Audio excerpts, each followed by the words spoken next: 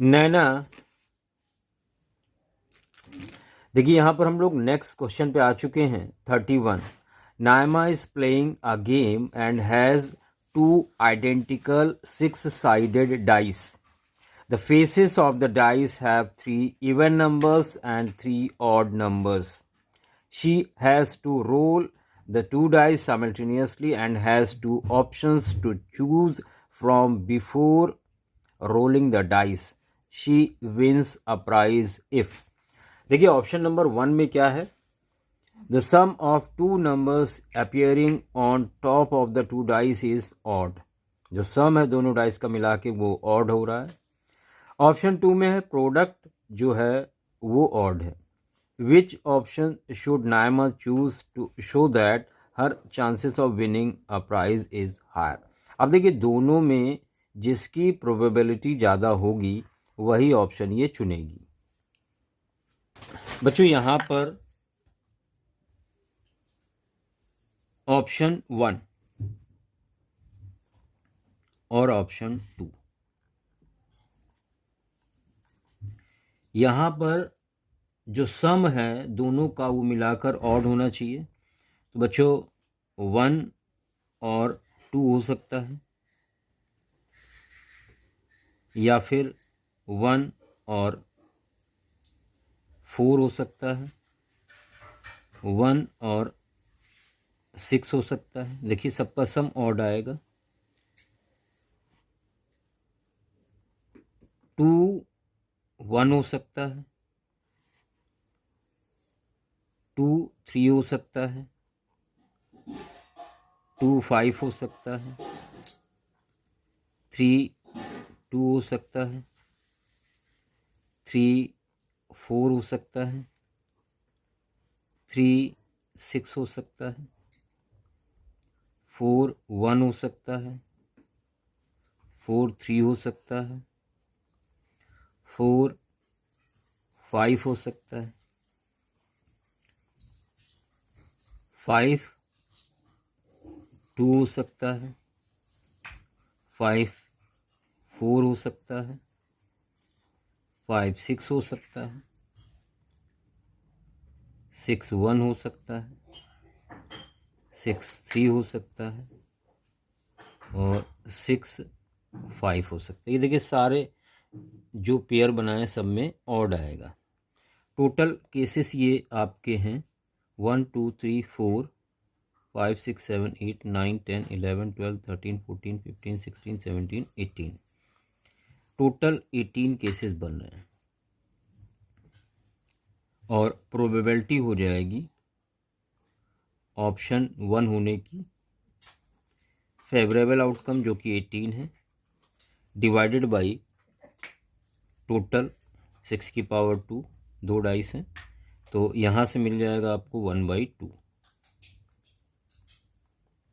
Option 2 में product odd होना चाहिए तो 1 और 3 हो सकता है, 1 5 हो सकता है, 1 1 हो सकता है, 3 1 हो सकता है, 3 3 हो सकता है, 3 5 हो सकता है. क्योंकि दोनों पे ऑड होंगे तभी प्रोडक्ट ऑड आएगा तो इवन तो लेना ही नहीं है. 5 1 हो सकता है, 5 3 हो सकता है, 5 5 हो सकता है. ये जो केसेस है टोटल ये आपके 9 बन रहे हैं और प्रोबेबिलिटी ऑप्शन 2 होने की तो ये हो जाएगा 9/36 यानी 1/4. यहाँ पर ये 1/2 बड़ी वैल्यू है 1/4 से, इसलिए जो ऑप्शन 1 होगा उसी को चूज किया जाएगा तो उसकी विनिंग के चांसेस ज़्यादा होंगे. और अब हम लोग बच्चों आ चुके हैं सेक्शन डी पर. आप देख सकते हैं सेक्शन डी जहाँ पर आपको हर एक क्वेश्चन 5 मार्क का मिलेगा. 32. Manu and Aiza are competing in a 60 kilometer cycle race. Aiza's average speed in 10 km per hour greater than Manu's average speed, and she finished the race in hours less than Manu. Find the time taken by Manu to finish the race. Show your work.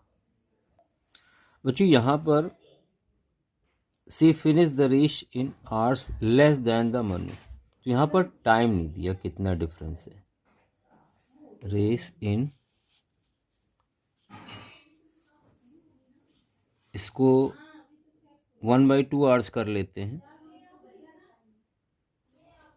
Less than Manu, और आपको दोनों का time अलग अलग find करना है. यहां पर लेट कर लेते हैं. लेट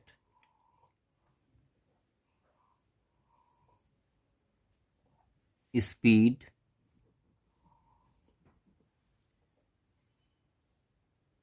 ऑफ मनूज, इसको हमने सपोज कर लिया x किलोमीटर पर आवर, और स्पीड आयजा, इसकी स्पीड कह रहा है 10 किलोमीटर पर आवर, ज़्यादा है तो x + 10 kilometre per hour according to question. बच्चों क्वेश्चन के अकॉर्डिंग कह रहा है इनमें जो टाइम में डिफरेंस आ रहा है वो हाफ एन आवर का है, आधे घंटे का आ रहा है. तो 60 किलोमीटर टोटल डिस्टेंस है. तो टाइम टेकन बाय मनु, ये होगा distance upon speed, and time taken by Aiza, ये होगा distance upon time, sorry speed. अब आपको दिया गया है दोनों में आधे घंटे का अंतर आ रहा है, तो इन दोनों में ज़्यादा समय कौन लेगा, जिसकी स्पीड कम होगी. तो Tm - Ta is equal half an hour. यहाँ वैल्यू रख देंगे, तो 60/x -60/x + 10 इज इक्वल 1/2. यहाँ पर x और x + 10 एलसीएम ले लिया, x + 10 यहाँ पर आएगा और -x, ये इधर, उसके पहले हमने 60 कॉमन ले लिया. सॉल्व करने में थोड़ा आसान रहेगा. x कैंसिल हो गया और क्रॉस मल्टीप्लाई किया तो x² 10x इज इक्वल 6 × 2 = 12 और 2 0. तो यहाँ पर आ गया x² + 10x - 1200 इज इक्वल 0. इस साइड में लाएंगे तो माइनस हो जाएगा, और 1200 को फैक्टर कर लें. देखिए 12 है, 12 को लिख सकते हैं 2 2 3, इस 10 को लिख सकते हैं 2 × 5, और फिर से एक 0 तो 2 × 5. इसके दो पेयर ऐसे बनाओ कि माइनस करने पर 10 आए.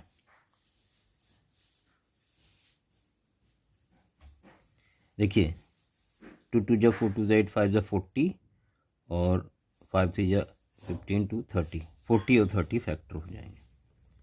x² 40x 30x 1200 is equal 0. यहाँ पहले पेयर में x कॉमन है, x + 40 बचेगा, और यहाँ पर 30 कॉमन लेंगे तो x + 40 बचेगा इज इक्वल 0.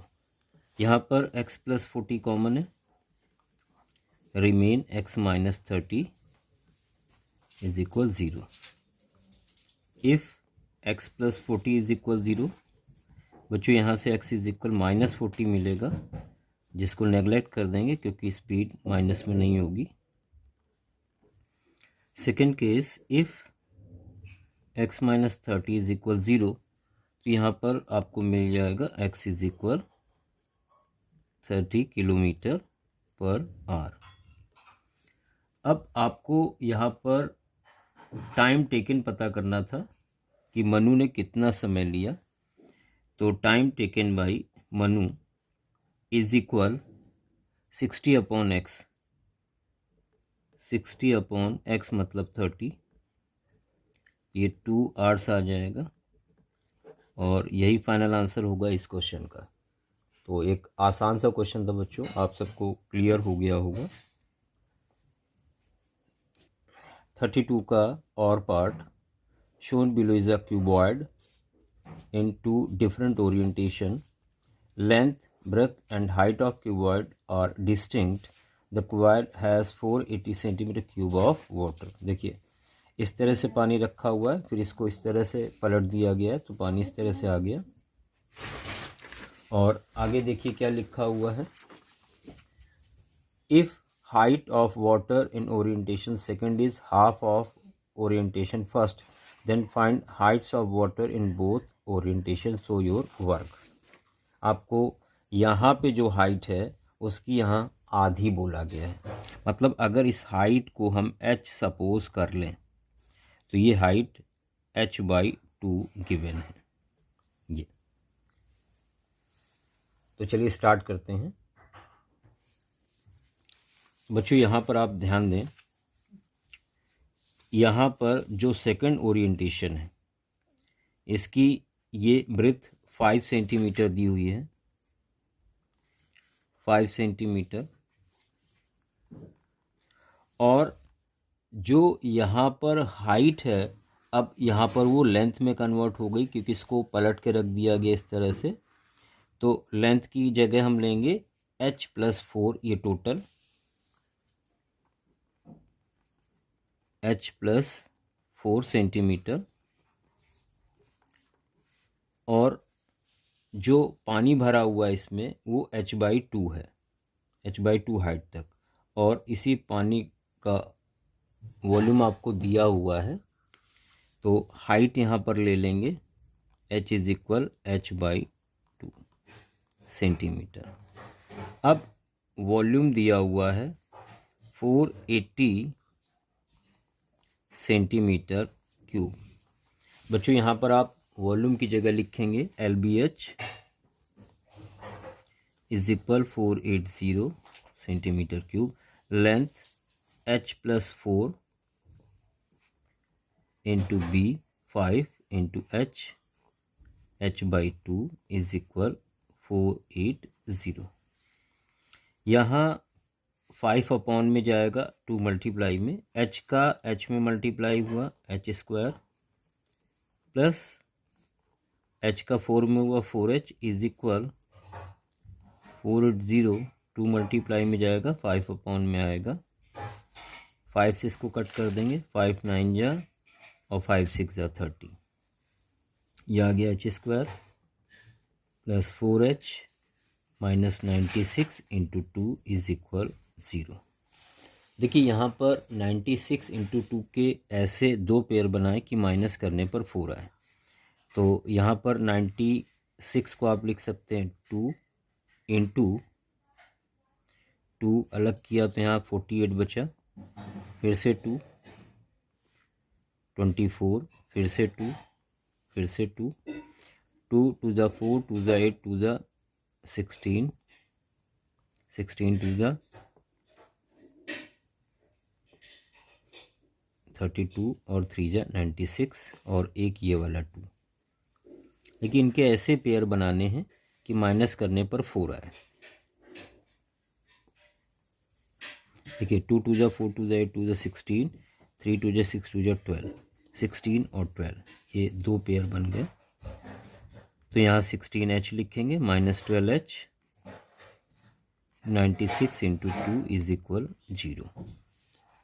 अब बच्चों यहाँ पर h कॉमन ले लिया तो बचेगा h+16 और माइनस 12 कॉमन लिया, h+16 is equal 0।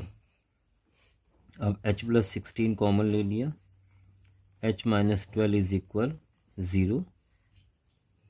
If h+16 is equal 0 तो यहाँ से h मिल जाएगा माइनस का 16 और इस वैल्यू को आप नेगलेक्ट करेंगे क्योंकि हाइट माइनस में नहीं होगी। Second case, if h-12 is equal 0, तो बच्चों यहाँ से h इज इक्वल 12 सेंटीमीटर आपको मिल जाएगा। तो यहाँ क्लियर हो गया, therefore height in first orientation is equal 12 centimetre, और सेकंड में h/2 थी। Height in second orientation is equal h/2 यानी 6 सेंटीमीटर होगी, और यही फाइनल आंसर होगा इस क्वेश्चन का।